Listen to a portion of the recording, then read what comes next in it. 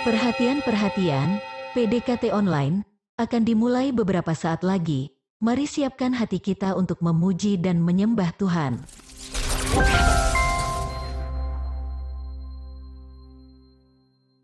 Shalom, Sobat DCA Ministry dimanapun berada. Senang sekali bisa bertemu kembali hari ini dengan teman-teman semua. Saya terus berdoa, kita semua berada dalam kondisi yang baik, sekalipun mungkin masalah atau pergumulan kita masih belum selesai.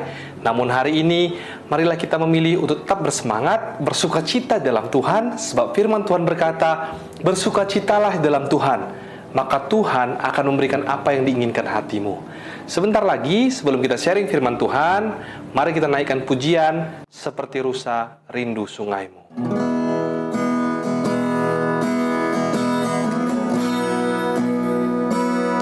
Seperti rusa yang haus, rindu aliran sungaimu.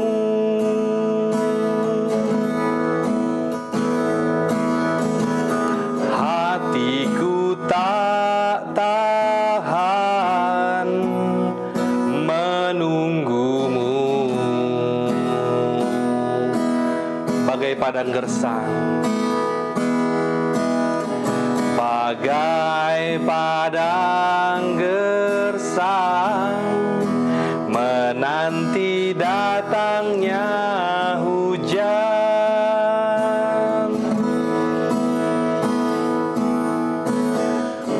Begitupun jiwaku, Tuhan,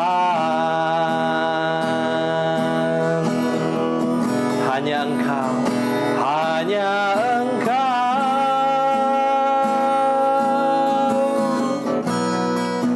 pribadi yang mengenal hatiku. Tiada yang tersembunyi bagimu, seluruh isi hatiku Kau tahu, dan bawaku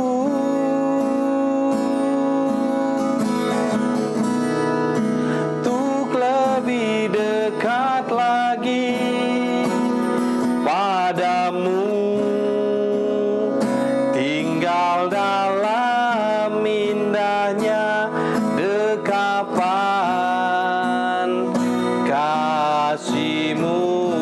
Mari sama-sama katakan, hanya Engkau Tuhan,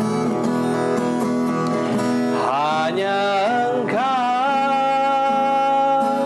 ya Tuhan, pribadi yang mengenal hatiku. Tiada yang tersembunyi bagimu, seluruh isi hatiku Kau tahu, dan bawaku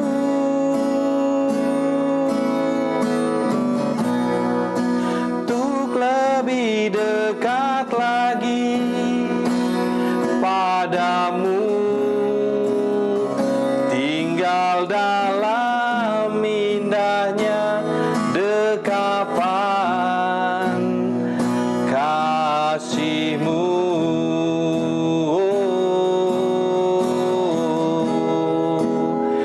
Tinggal dalam indahnya dekapan kasih-Mu. Mari kita tundukkan kepala, kita berdoa. Terima kasih ya Tuhan Yesus buat berkat dan penyertaan Tuhan bagi kami Tuhan. Sepanjang minggu ini Tuhan Yesus telah menyertai kami Tuhan. Kau berikan kami kesehatan sehingga kami boleh bertemu kembali bersama-sama Tuhan dalam PDKT online ini Bapa. Bapa, hamba berdoa Tuhan, biarlah setiap daripada kami mengerti apa yang Tuhan ingin sampaikan pada kami melalui sharing firman sebentar lagi ya Tuhan. Terima kasih Bapa, tuntun juga hamba-Mu yang berbicara Tuhan. Sembunyikanlah hamba di balik salib-Mu, biarlah kiranya Tuhan mereka boleh melihat kuasa Tuhan nyata melalui setiap sharing firman yang hamba boleh sampaikan. Terima kasih Tuhan Yesus, di dalam nama-Mu Tuhan Yesus kami telah berdoa dan mengucap syukur. Haleluya. Amin. Hari ini sharing firman Tuhan yang akan saya bawakan berjudul Jangan lelah menjadi orang benar. Saya secara pribadi tergerak membawakan sharing firman yang berjudul Jangan lelah menjadi orang benar ini dikarenakan hari-hari ini saya pribadi mulai sering mendengar keluhan-keluhan dari banyak orang di sekitar saya yang selama ini mengikut Tuhan, hidup benar, tapi semangat mereka mulai kendor dikarenakan keadaan maupun situasi di sekeliling mereka yang tidak seperti mereka harapkan. Atau bagi sebagian orang lagi, karena mereka beralasan doa-doa mereka belum juga dijawab Tuhan. Ditambah lagi, orang tersebut kemudian melihat orang-orang lain yang ada di sekeliling mereka yang hidupnya di luar jalan Tuhan, tapi kok merasa enak, bisa berbuat ini, itu sesuka hatinya, segala sesuatu kok kayaknya gampang. Banyak orang hari ini stamina imannya mulai menurun karena terlalu melihat keadaan dan diri sendiri. Lalu ujung-ujungnya mulai salah-salahkan Tuhan, tuding-tuding Tuhan dengan berkata, kenapa Tuhan mengizinkan ini terjadi, dan lain sebagainya. Izinkan saya berkata, stop untuk berpikir dan berkata demikian. Marilah kita jangan mengotak-atik yang namanya kedaulatan Tuhan, karena pemikiran seperti itu sebenarnya hanyalah cara setan untuk membuat kita hilang percaya. Sekalipun ada suatu masalah yang Tuhan izinkan terjadi, marilah kita dengan rendah hati menggandeng Tuhan, meminta pertolongan daripadanya, dan selalu menaruh curiga yang positif kepada Tuhan, kalau setiap pencobaan yang kita lalui hari-hari ini akan menjadi kesaksian suatu hari nanti. Sebenarnya semua orang mengalami masalah. Tidak tentu orang tersebut orang benar maupun orang yang berada di luar Tuhan. Sama-sama punya dan banyak masalahnya. Namun tentu keduanya memiliki perbedaan. Mau tahu bedanya di mana? Mari kita baca terlebih dahulu dalam Mazmur 34 ayat 20. Dikatakan, kemalangan orang benar banyak, tetapi Tuhan melepaskan dia dari semuanya itu. Dari ayat firman ini tentu kita belajar sesuatu, bahwa Tuhan sudah mengingatkan kita, sekalipun kita orang benar, selama masih hidup di dunia, kita akan mengalami yang namanya masalah ataupun kemalangan. Tapi ayat ini tidak berhenti di situ. Selanjutnya dikatakan, sebab Tuhan melepaskan kita dari semuanya itu.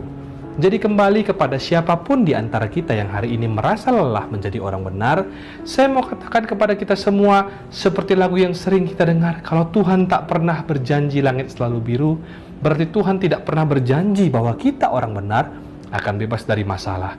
Tetapi ketika masalah menghampiri kita, Dia, Tuhan, selalu menyertai.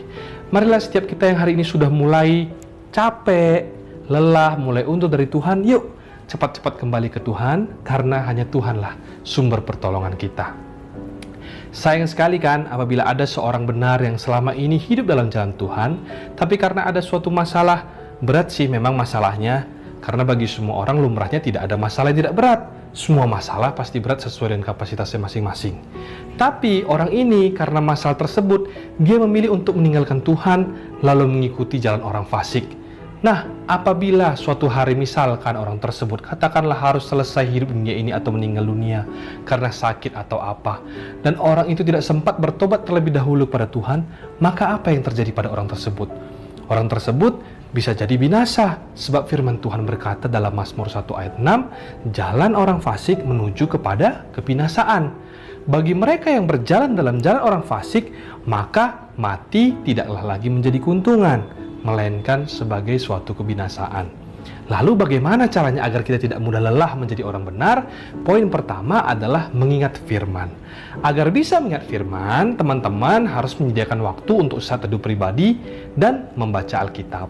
Karena bagaimana bisa kita mengingat firman kalau Alkitab saja tidak pernah kita buka? Kurang lebih seperti itu. Ketika teman-teman nanti baca Alkitab, maka teman-teman pasti akan menemukan begitu banyak firman Tuhan dalamnya yang bisa menguatkan kita semua ketika kita menghadapi masalah. Sebagai contoh, dalam firman Tuhan, dalam Roma 8 ayat 31 dikatakan, jika Allah di pihak kita, siapa dapat lawan kita? Firman ini datang dari seorang Rasul Paulus yang hidupnya tidak pernah jauh dari masalah. Masalah dalam hidup Paulus tidak berhenti-henti datang dan pergi, silih berganti. Namun dia tidak pernah undur dari Tuhan.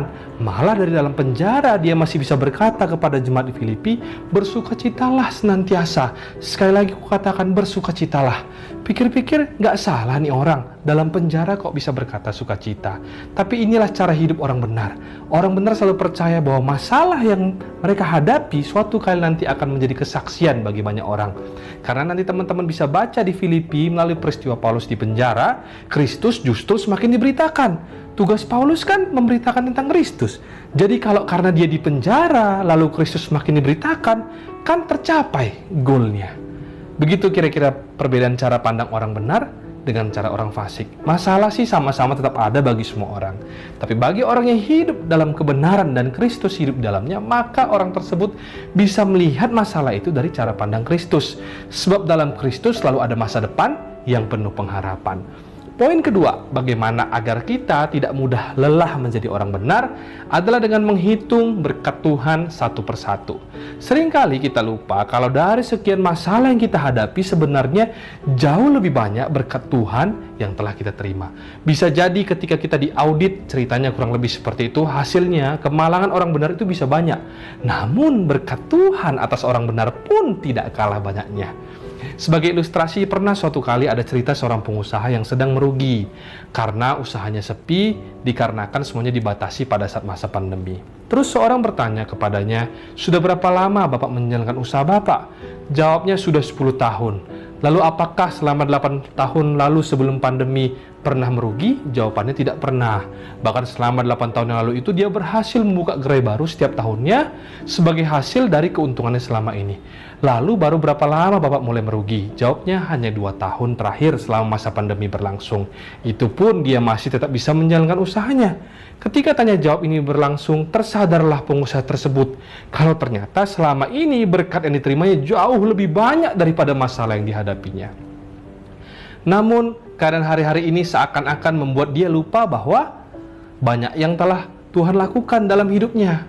Nah, sejak saat itu pikiran pengusaha tersebut berubah. Dan setiap kali dia menghadapi masalah apapun, dia selalu belajar mengucap syukur dan mengingat bahwa kalau Tuhan pernah memberkati dia dahulu, maka Tuhan juga akan memberkati dia ke depan. Asalkan kita tetap teguh berjalan dalam rencana Tuhan. Sekalipun hari ini masalah kita belum selesai, janganlah lelah menjadi orang benar. Marilah kita melihat sekeliling kita, keluarga kita, pekerjaan kita, apa yang kita miliki hari-hari ini. Kalau semuanya itu dalam kondisi yang baik, maka mengucap syukurlah kepada Tuhan. Janganlah terfokus kepada masalah kita. Yakin percaya bahwa Tuhan akan melepaskan kita dari semuanya itu dan menjadikan kita lebih daripada pemenang. Poin terakhir, sekaligus menutup sharing firman pada hari ini, agar kita tidak mudah menjadi lelah menjadi orang benar, adalah dengan bergabung dalam komunitas. Komunitas yang seperti apa? Tentunya komunitas yang membangun di dalam Tuhan, bukan komunitas yang sembarangan. Komunitas ini bisa berbentuk cell group, yang tentunya teman-teman bisa temui di dalam gereja teman-teman semua, atau dimanapun. Bagi teman-teman yang kuliah atau sekolah, dulu saya semasa kuliah tergabung dalam komunitas pelayanan di PMK, Persekutuan Mahasiswa Kristen, atau bisa juga di tempat kerja teman-teman apabila ada. Mengapa komunitas ini perlu? Karena di dalam komunitas kita bisa saling menguatkan, meneguhkan satu sama lain, tentunya di dalam doa. Firman Tuhan berkata dalam Mazmur 1 ayat 1, "Berbahagialah orang yang tidak duduk dalam kumpulan pencemooh." Jadi kita bisa merasakan kebahagiaan kalau kita berkumpul bersama dengan orang-orang benar dalam suatu komunitas. Setelah hari-hari kita dalam seminggu dipenuhi oleh banyak aktivitas duniawi yang barang tentu juga mungkin diselingi oleh pergaulan yang bersifat duniawi pula. Oleh sebab itu diperlukan suatu tempat bagi kita yang dapat senantiasa mengingatkan kita untuk berjalan dalam jalannya Tuhan. Karena kecenderungan kita sebagai manusia secara daging pasti memiliki banyak kelemahan. Maka kalau kita sendiri, apalagi ketika kita dalam masalah, kita bisa lebih mudah jatuh ke dalam dosa dibandingkan dengan ketika kita bersama-sama dengan orang ataupun komunitas yang berada di dalam Tuhan. Di mana komunitas inilah nanti yang senantiasa memberikan kita motivasi, semangat, bahkan mengingatkan kita apabila kita sudah melenceng dari Tuhan. Karena yang biasanya membuat kita lelah menjadi orang benar itu adalah karena kita terlalu memikirkan diri sendiri.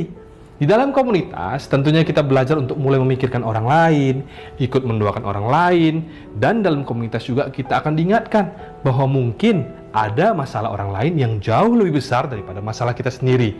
Dan ketika itulah kita mengerti bahwa tidak seharusnya lah kita berpikir untuk meninggalkan Tuhan, sekalipun ada masalah hidup kita yang belum terselesaikan.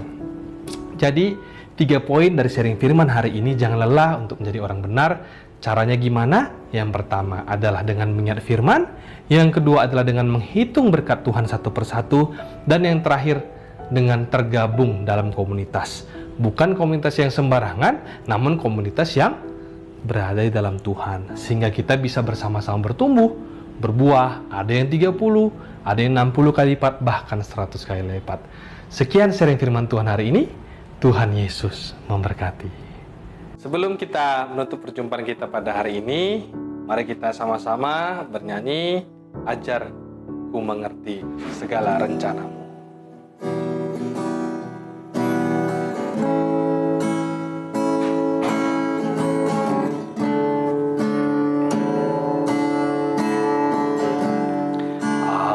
Ajar ku mengerti segala rencanamu, ajar ku berserah hanya padamu.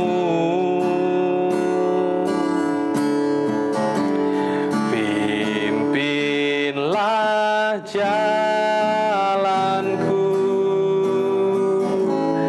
dalam terang firman-Mu, ajar ku berharap hanya padamu. Bapakku ajaib, Bapakku ajaib, segala rancangan-Mu,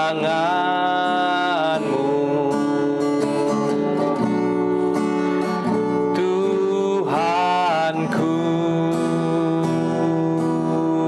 heran perbuatan-Mu.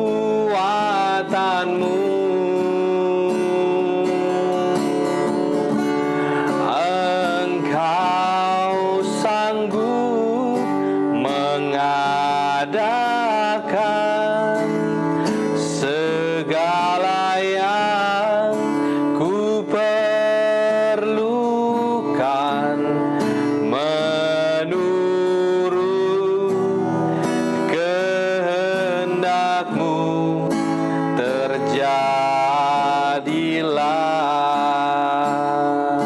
Oh, menurut kehendak-Mu, terjadilah. Mari kita bersatu dalam doa. Terima kasih ya Tuhan Yesus, buat berkat dan penyertaan Tuhan kepada kami masing-masing ya Tuhan, pribadi lepas pribadi.